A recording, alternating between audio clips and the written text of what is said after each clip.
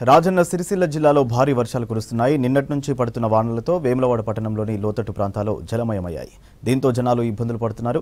వరద ప్రభావిత ప్రాంతాల్లో ప్రభుత్వ విప్ ఆది శ్రీనివాస్ పర్యటిస్తున్నారు. వరదలతో నిరాశ్రయులైన వారిని ఆదుకుంటామంటున్న ప్రభుత్వ విప్ ఆది శ్రీనివాస్తో మా reporter Babu Yadav face to face. నుండి ఎడతెరిపి లేకుండా భారీ వర్షాలు కురుస్తున్నాయి.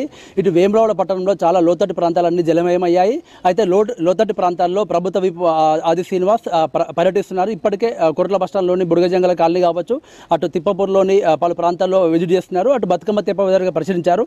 అయితే లోతట్టు ప్రాంతాల్లో కావచ్చు, ఇటు భారీ వర్షాల నేపథ్యంలో ప్రజలను ఎట్లాంటి అప్రమత్తం చేస్తున్నారని చెప్పి అడిగి తెలుసుకుందాం. మనతో పాటు ప్రభుత్వ విప్ వేములవాడ ఎమ్మెల్యే ఆది శ్రీనివాస్ ఉన్నారు. అన్న, భారీ వర్షాలు కురుస్తున్నాయి, ఎట్లాంటి ప్రజలను అప్రమత్తం చేస్తున్నారు? రాత్రి నుంచి కురుస్తున్నటువంటి భారీ వర్షాల వల్ల రాష్ట్ర ప్రభుత్వం నిన్నటి రోజు గౌరవ ముఖ్యమంత్రి రేవంత్ రెడ్డి గారు ఇచ్చినటువంటి సూచనలు సలహాలతోటి ప్రజలందరూ కూడా అప్రమత్తం చేయాలని చెప్పని రాజన్న సిరిసిల్ల జిల్లాలో కూడా హెచ్చరికలు, సూచనలు, సలహాలు రాష్ట్ర ప్రభుత్వ పక్షాన్ని ఇవ్వడం జరిగింది. మరి సిరిసిల్ల పట్టణంలోని వెంకపేట ప్రాంతం కానీ, నేతన్న విగ్రహం దగ్గర, పాత బస్టాండు, సంజీవయ్య నగర్ సంబంధించిన ప్రాంతంలో నీట మునిగినటువంటి ప్రాంతాలు తెలవగానే గౌరవ జిల్లా కలెక్టర్ గారు, ఎస్పీ గారు ఆధ్వర్యంలో కూడా రెవెన్యూ అధికారులు, పోలీసు అధికారులు, అన్ని రకాల అధికారులు వెళ్ళి అప్రమత్తమై ఆ నీటిని వెంట బయటకు తోడేసేటువంటి కార్యక్రమం, పంపించేటువంటి కార్యక్రమం చేయడానికి కోసం తగు చర్యలు తీసుకోమని చెప్పని తగు ఆదేశాలను కూడా ఇవ్వడం జరిగింది.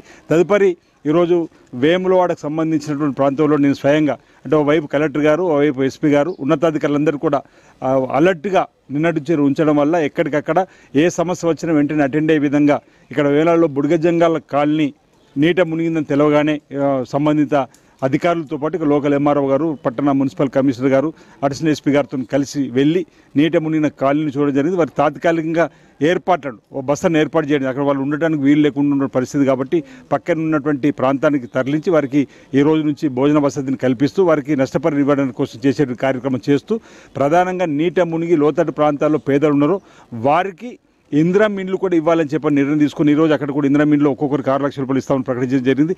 ఆ సమయంలో ఇక్కడ మరి తిప్పాపూర్కు సంబంధించినటువంటి గసికంటి ఎల్లవ్వకు సంబంధించినటువంటి ఇంటి పురాతన ఇల్లు కూలిందనగానే ఇక్కడ రావడం జరిగింది. వీరిని కూడా పరిశీలించడం జరిగింది. తాత్కాలిక సహకారం, సాయం అందిస్తూ వీరికి 6 లక్షల రూపాయలు వీరు కూడా ఇందిరా మిల్లు నిర్మాణం కోసం ఇవ్వడానికి కోసం ప్రభుత్వం సిద్ధంగా ఉందని చెప్పడం జరిగింది.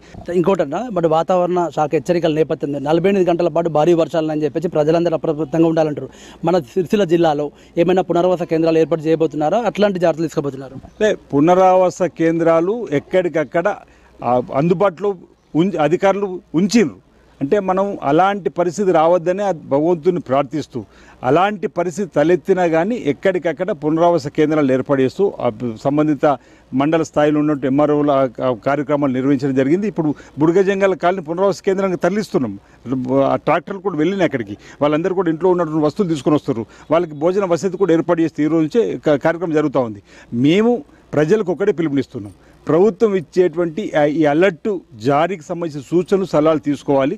పురాతన ఇండ్లలో ఎవరు కూడా ఉండకూడదు, పురాతన గోడల దగ్గర ఎవరు ఉండకూడదు. ఇప్పుడు మా ముఖ్యమంత్రి రేవంత్ రెడ్డి గారితో పాటు ఉప ముఖ్యమంత్రి రేవంత్ రెడ్డి గారు కూడా విద్యుత్కు సంబంధించినటువంటి అధికారులతో కూడా ప్రత్యేక సమీక్ష జరుపుతారు.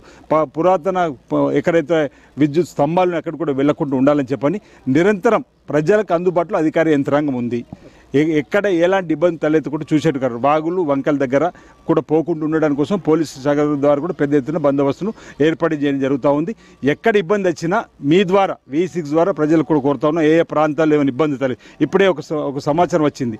పందిమడుగు దగ్గర సిరికొండ, నిజామాబాద్ జిల్లాకు సంబంధించిన ప్రాంతంలో పందిమడుగులో చెరువు తెగిపోయింది. దానివల్ల నిమ్మపల్లి చెరువుకైనా ఇబ్బంది రావచ్చు చూడండి అని చెప్పి ఇప్పుడు అధికారులు కూడా చెప్పడం జరిగింది. కలెక్టర్ గారు కూడా చెప్పడం జరిగింది. మేము కూడా స్వయంగా నిమ్మపల్లికి వెళ్ళి ఆ చెరువును కూడా పరిశీలించి రావడానికి కోసం ప్రయత్నం చేస్తున్నాం. ఎక్కడ ఇబ్బంది వచ్చినా మీ ద్వారా ప్రజలకు విజ్ఞప్తి చేస్తున్నాం, ప్రభుత్వం దృష్టికి తీసుకురండి.